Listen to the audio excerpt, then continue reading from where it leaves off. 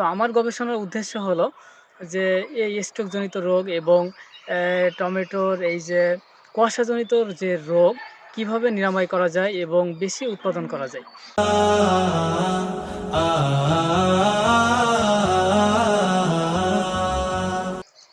আমাদের দেশের কৃষকরা যখন টমেটো চাষাবাদ করে তখন প্রচুর পরিমাণে কেমিক্যাল ব্যবহার করে। এই কেমিক্যাল আবহাওয়ার ক্ষতি, মানুষের ক্ষতি এবং পরিবেশের ক্ষতি। এই কেমিক্যাল ব্যবহারের দ্বারা দেখা যাচ্ছে যখন কেমিক্যাল একটা ফসলে ব্যবহার করতেছে, করার পরে দেখা যাচ্ছে যে এখানে আস্তে আস্তে উৎপাদন ক্ষমতা কমে যাচ্ছে এবং মাটির যে রসের যে ধারণ ক্ষমতা সেটাও দিন দিন কমে যাচ্ছে। এজন্য কৃষক যখন টমেটো চাষাবাদ করতেছে তখন দেখা যাচ্ছে যে কৃষকের জমিতে প্রচুর পরিমাণে ফিউজিরিয়াম উইড ঢলে পড়া রোগ, অর্থাৎ কৃষকের ভাষায় স্ট্রোকজনিত যে রোগগুলো দেখা দিচ্ছে এবং পাশাপাশি প্রচুর পরিমাণে লেট বিলাইট, অর্থাৎ কৃষকের ভাষায় যেটা কুয়াশাজনিত যে রোগটা, এই রোগটাও প্রচুর পরিমাণে দেখা দিচ্ছে। কৃষক এই স্ট্রোকজনিত রোগ এবং কুয়াশাজনিত যে রোগটা, এটা কেমিক্যালের মাধ্যমেই পরিপূর্ণ নিরাময় করতে সক্ষম হচ্ছে না। তো আমার গবেষণার উদ্দেশ্য হলো যে এই স্ট্রোকজনিত রোগ এবং টমেটোর এই যে কুয়াশাজনিত যে রোগ কিভাবে নিরাময় করা যায় এবং বেশি উৎপাদন করা যায়। এজন্য আমি মাটি বিভিন্ন জায়গা থেকে মাটি সংগ্রহ করে এবং মাটি সংগ্রহ করে সেখান থেকে বিভিন্ন ধরনের 18টি ট্রাইকোডার্মা এখান থেকে আমি উৎপাদন করি এবং এই ট্রাইকোডার্মা মলিকুলার টেস্টের মাধ্যমে নাম শনাক্তকরণ করি এবং বিভিন্ন জায়গা থেকে আমরা সয়েল বন মাটি বাহিত যে রোগ জীবাণু আছে রোগগুলো সংগ্রহ করি এবং আইসোলেশন করে সেগুলো আমরা মলিকুলার টেস্টের মাধ্যমে নাম শনাক্তকরণ করি।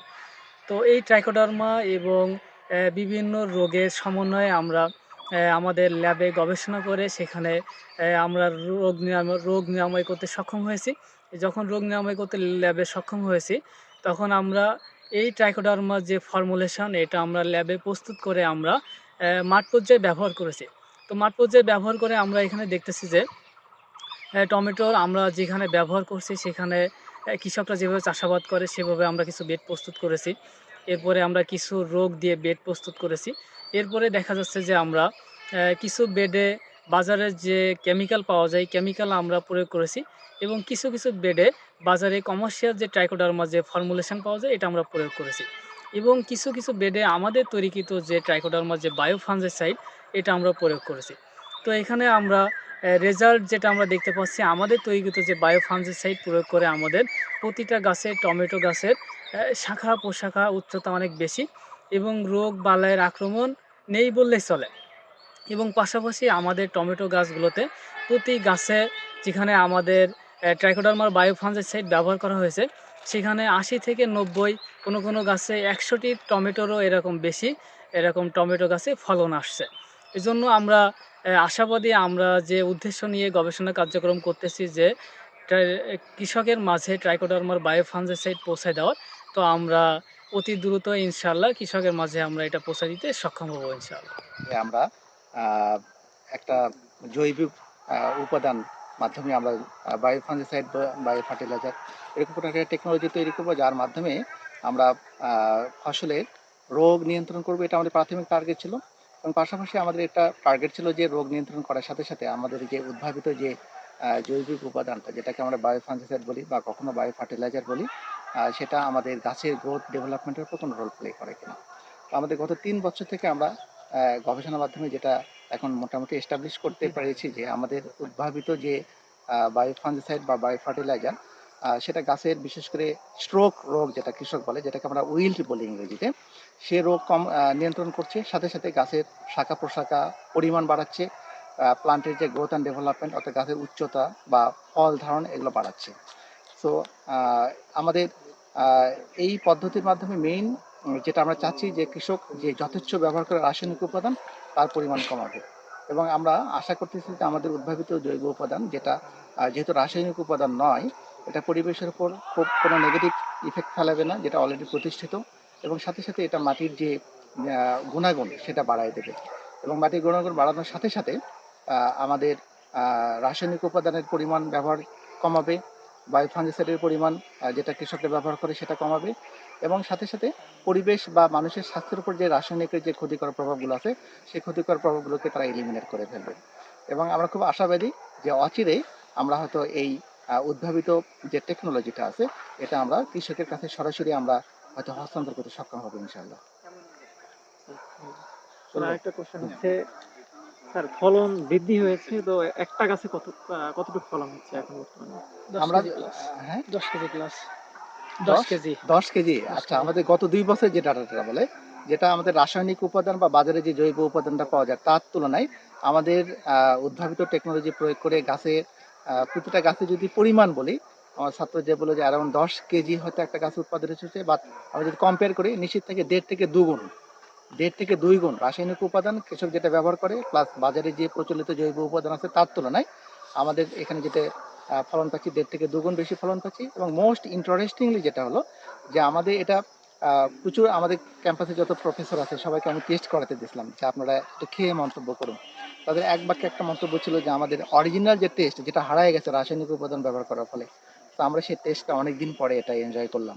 সুতরাং আমরা চাচ্ছি যেটা আমরা বিভিন্ন কোয়ালিটি অ্যানালিসিস করে দেখছি, ফলে সেই কোয়ালিটি কিন্তু আমাদের রাসায়নিক উপাদান বা জৈবিক উপাদান যেটা বাজারে অ্যাভেলেবল আছে তার তুলনায় কোয়ালিটি বাড়ায় দিচ্ছে।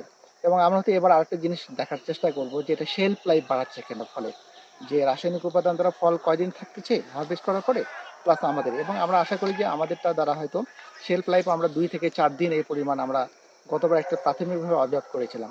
তো এটাও যদি হয় যে শেলফ লাইফটা বাড়ায় দিচ্ছে তাহলে এটা একটা খুব যেহেতু টমেটো আমাদের পচনশীল একটা সবজি, 4 দিন 5 দিন যদি আমাদের তাদের ধরে রাখার মতো অবস্থায় নিয়ে আসতে পারি এটা অনেক বড় একটা কাজ হবে বলে আশা করতেছি। স্যার শুধু কি টমেটো না আরো কিছু আচ্ছা, ফলের এবং এগুলো আছে? এই টমেটোর পাশাপাশি আমরা গত 2 বছর থেকে আমরা আলুতে এটা প্রয়োগ করেছিলাম। এবং আলুতে প্রয়োগ করে আমরা আহ, একটু টেকনোলজিটা ভিন্ন আকারে অ্যাপ্লাই করেছি সেখানে।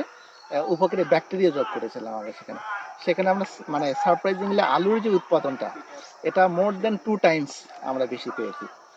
প্লাস আমাদের এইচকে আপনার যেটা আজহার ভাইয়ের যেটা সম্মানিত আজহার ভাইয়ের যেটা টেকনোলজি আবিষ্কার করছেন সেখানে আমরা এবার পরীক্ষামূলকভাবে ওনাটার সাথে আমরা টেকনোলজিটা অ্যাপ্লাই করেছিলাম।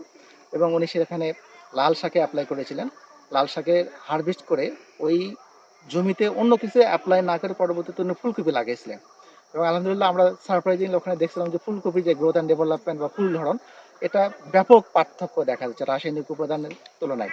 আর ওনার সাথে যেটা আমরা একটা সম্পর্ক এস্টাবলিশ করতে চাচ্ছি এরকম যে উনি যে টেকনোলজিটা উদ্ভাবন করেছেন সেখানে অ্যাকচুয়ালি সায়েন্টিফিক ব্যাকগ্রাউন্ডটা একটু স্টাডি করা দরকার।